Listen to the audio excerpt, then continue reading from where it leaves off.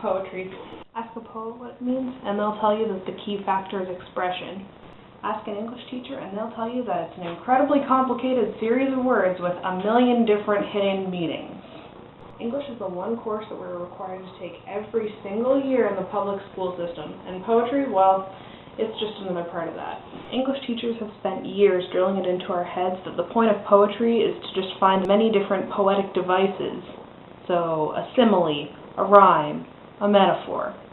It doesn't actually matter what the poem's about, so long as you can identify all of these different parts. I, for one, am tired of searching poems for their rhyme scheme, or for the best examples of meter. Has it ever occurred to anyone that poetry could, well, be poetry? You know, not just all those technical elements that they teach us in the curriculum. I mean, if I wanted to sit around for a full period dissecting stuff until there's no chance of resurrecting it, I'd be in biology. Poetry is an art, not a science. So let's stop with the overanalysis. Writing poetry for school is like doing your chores.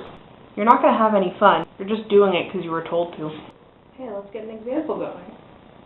Imagine a young child sitting at their desk in school, working away at a Mother's Day card. He's writing a poem inside and asks his teacher for an opinion.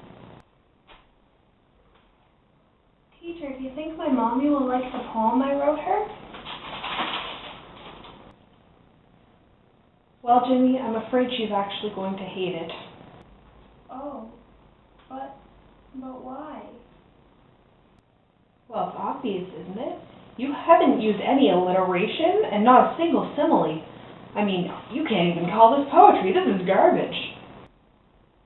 Oh.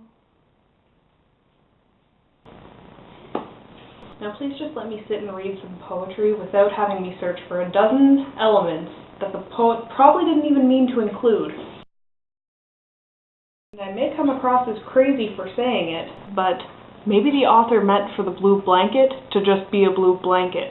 It's not some crazy metaphor for the poet's haunting past, or tears shed during their childhood. And the reason the poem is taking place in winter isn't because the poet's depressed or having cold thoughts. It's because it's winter. Rhyme is when two words end with the same sound. A simile is a comparison using like or as. We get it. Leave poetry as an art form.